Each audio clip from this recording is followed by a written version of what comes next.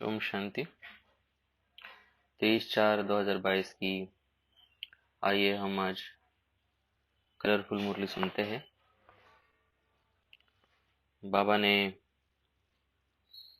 आज बहुत स्ट्रिक्ट वाणी चलाई है, खास करके उन आत्माओं को जो बाबा का बनते हैं, ज्ञान सुनते हैं और विकर्म करते रहते हैं, डिसर्विस करते रहते हैं, अवगुणों को छोड़ते नहीं हैं।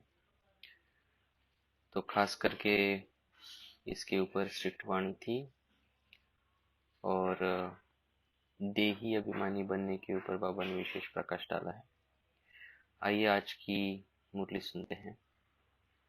आज के महावाक्य थे, मीठे बच्चे, बाप को याद करने की आदत डालो तो देही अभिमानी बन जाएंगे। नशा व खुशी कायम रहेगी, चलन सुधरती जाएगी। मीठे बच्चे, बाप को याद करने की आदत डालो तो देही अभिमानी बन जाएंगे। नशा व खुशी कायम रहेगी, चलन सुधरती जाएगी। प्रश्न था आज का, ज्ञान अमृत पीते हुए भी कई बच्चे ट्रेटर बन जाते हैं, कैसे?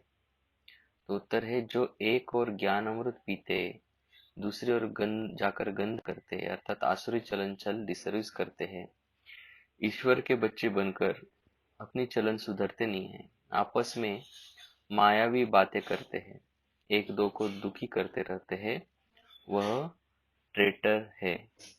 बाबा कहते हैं, बच्चे तुम यहाँ आए हो असुर से देवता बनने, तो सदा एक दो में ज्ञान की चर्चा करो, दैवी गुण धारण करो, अंदर जो भी अवगुण है उन्हें निकाल दो, बुद्धि को स्वच्छ साफ बनाओ।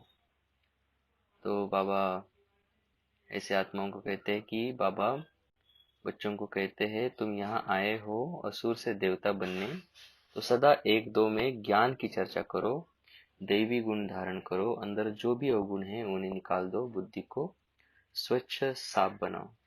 गीत ताज का तकदीर जगाकर आई है। तो धारणा के लिए मुख्य सार सुनने से पहले कुछ एक बाबा के मुख्य पॉइंट सुनते हैं।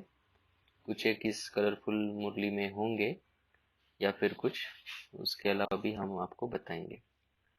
तो बाबा ने कहा कि हमको खुद परमात्मा आकर डिग्री पास कराते हैं और फिर एक ही जन्म में सारा कोर्स पूरा करना है।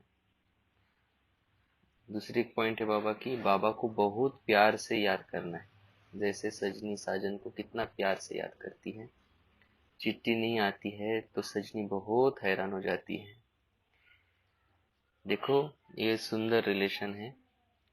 जिन्होंने भी सजनी साजन का रिलेशन अनुभव नहीं किया होगा बाबा से, तो जरूर करके देखे, बहुत सुख मिलता है। नेक्स्ट है, अपना तो ईश्वरीय कॉलेज है जहाँ परमात्मा बैठ हमें पढ़ाता है। हम उस पढ़ाई को पूरा धारण कर उच्च पद प्राप्त करते हैं। और भी कुछ एक बातें आज बाबा ने खास करके बताई कि बाबा कहते हैं कि इस समय में सभी भ्रष्टाचारी है, क्योंकि विकार से पैदा होते हैं, तो इसके कारण सभी भ्रष्टाचारी है। तो भगवान वाचे काम महाशत्रु है, इनको तुमको इन पर जीत पानी है, तभी श्रेष्ठाचारी बनेंगे। भारतीय भ्रष्टाचारी भारतीय श्रेष्ठाचारी बनेगा। मूत पलिति को ही भ्रष्टाचारी कहा जाता है। सत्युग में भ्रष्टाचारी होते ही नहीं है, क्योंकि वहां माया का राज्य नहीं होता है। दूसरी बात सत्युग के बारे में बाबा ने आगे कही कि सत्युग में तो गुरु का नाम होता ही नहीं है। गुरु अर्थात सदगति कराने वाला। शास्त्रों में तो कहानियां बना दी है। राजा जनक का एग्जाम्पल दिया था, जब उन्हें राजयोग का ज्ञान मिला तब सेकंड में जीवन मुक्ति को पाए। भ्रष्टाचारी का सिर्फ यह अर्थ नहीं है कि रिश्वत आदि खाते हैं, नहीं। बाप कहते हैं जो भी मनुष्य मात्र है सभी भ्रष्टाचारी है, अर्थात भ्रष्ट आचरण वाले। क्यों? क्योंकि सबके शरीर विकार से पैदा होते हैं। तुम्हारा शरीर भी विकार से पैदा हुआ है, परंतु अभी तुम अपने को आत्मा समझ बाप के बने हो, देह विमान छोड़ दिया है, इसलिए तुम परमपिता परमात्मा की मुख वंशावली हो, ईश्वरीय संतान हो। तो बाबा कहते हैं सभी बड़ी गुह्य बात है। आगे बाबा ने योग की बहुत गहरी पॉइंट जो कि रोज बाबा बताते हैं कहते हैं कि अपने को आत्मा निश्चय कर परमात्मा को याद करो। सबसे उत्तम जन्म तुम ब्राह्मणों का है। आत्मा कहती है हम आपके बच्चे बने हैं, गर्भ से थोड़ी निकले हैं। बाबा को पहचान कर उनके बने हैं। शिव बाबा हम आपके ही है और आपके ही मत पर चलेंगे। कितनी सूक्ष्म बातें हैं। तो देखो ये सुनने में कितना इजी लगा, लेकिन बाबा कहते हैं कि बड़ी सूक्ष्म बातें हैं।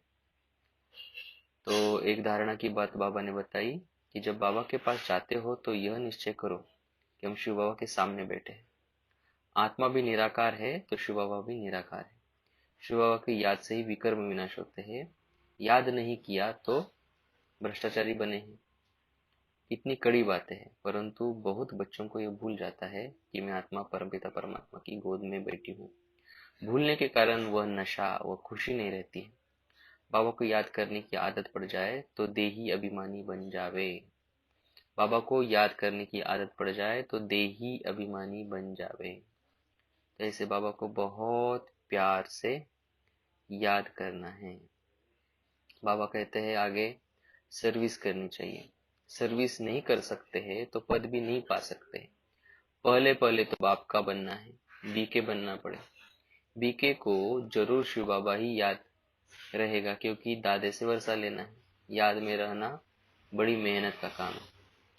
ऐसे मत समझे भोग लगता है हम वह खाते हैं तो बुद्धि योग बाप से लग जाएगा। नहीं, यह तो शुद्ध भोजन है, परंतु वह मेहनत न करे तो कुछ भी नहीं होगा। श्रेष्ठाचारी याद से ही बन सकते हैं। इसलिए पवित्रता है फर्स्ट। आत्मा को शुद्ध बनाने के लिए योग का बल चाहिए। पानी में स्नान करने से पावन थोड़ी बन सकते।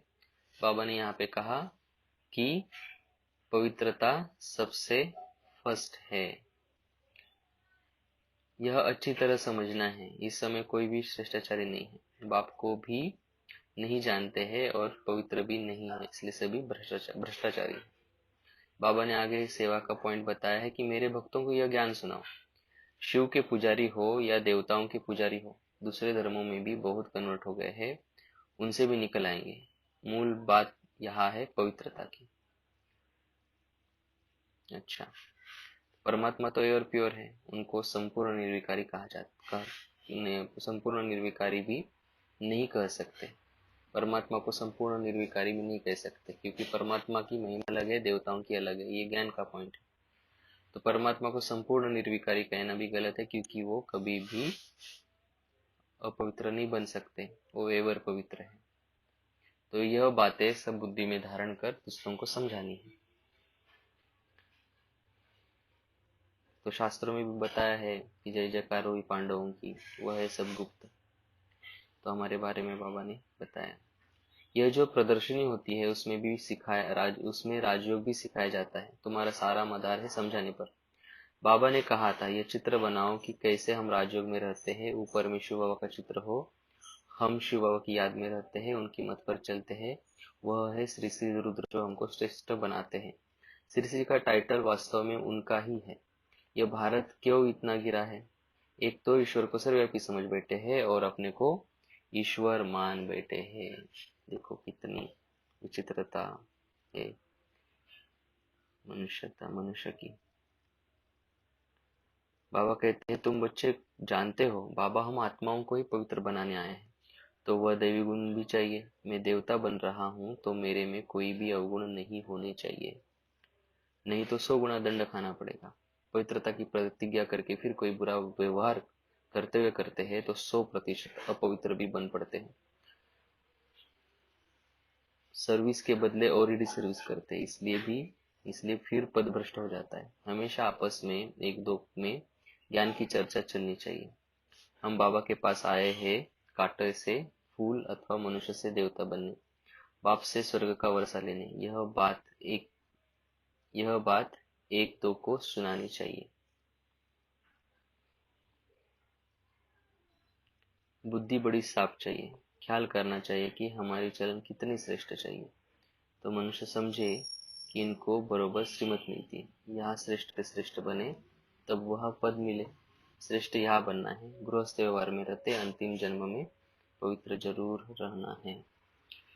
तो ये कुछ इम्पोर्टेंट पॉइंट्स थी। तो आइए धारणा की मुख्य पॉइंट सुनते हैं। शुद्ध भोजन खाते हुए भी आत्मा को पावन बनाने के लिए याद की मेहनत जरूर करनी है। शुद्ध भोजन खाते हुए भी आत्मा को पावन बनाने के लिए याद की मेहनत जरूर चाहिए। सिर्फ भोजन शुद्ध खाने से कुछ नहीं, मन सब परिवर्तन, पूरा परिवर्तन नहीं होगा, पवित्र नहीं बनेंगे। याद से ही श्रेष्ठाचारी बनना है, विकर्म विनाश करने हैं। दूसरा पॉइंट है, इस कयामत के समय में जबकि एक घर वापिस जाना है तो पुराना सब हिसाब किताब चुकता कर देना है। आपस में ज्ञान की चर्चा करनी है, मायावी बातें नहीं करनी है।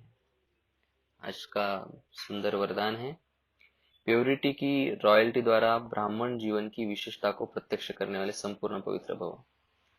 प्योरिटी की रॉयल्टी द्वारा ब्राह्मण जीवन की विशेषता को प्रत्यक्ष करने वाले संपूर्ण पवित्र भव। प्योरिटी की रॉयल्टी ही ब्राह्मण जीवन की विशेषता है। जैसे कोई रॉयल फैमिली का बच्चा होता है तो उनके चेहरे से, चलन से मालूम पड़ता है कि यह कोई रॉयल कुल का है। ऐसे ब्राह्मण जीवन की परख प्योरिटी की झलक से होती है। चलन और चेहरे से प्योरिटी की झलक तब दिखाई देगी जब संकल्प में भी अपवित्रता का नाम निशान न हो। प्योरिटी अर्थात किसी भी विकार व अशुद्धि का प्रभाव न हो, तब कहेंगे संपूर्ण पवित्र। स्लोगन है, होली हंस वह है जो व्यर्थ को समर्थ में परिवर्तन कर दे। होली हंस वह है जो व्यर्थ को समर्थ में परिवर्तन कर दे। तो देख सकते हैं आप, वरदान हो या स्लोगन हो या पूरी मुरली जो है उसमें पवित्रता की बात विशेष रखी है बाबा ने सामने हम सभी के। तो आज दिन भर हम एक परम पवित्र, मैं एक मास्टर परम पवित्र आत्मा हूँ, इस सोमान में स्थित हो जाएंगे। आगे माताश्री जी की भी अनमोल महावाक्य थे। टॉपिक था यह ईश्वरीय सत्संग कॉमन सत्संग नहीं है, तो आप ये जरूर पढ़ना। ओम शांति।